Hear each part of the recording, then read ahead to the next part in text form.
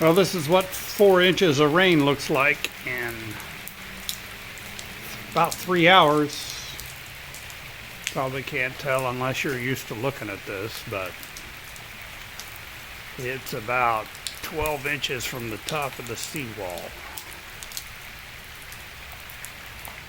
And if you'll notice, there is no seaweed to be found because it's all well underwater.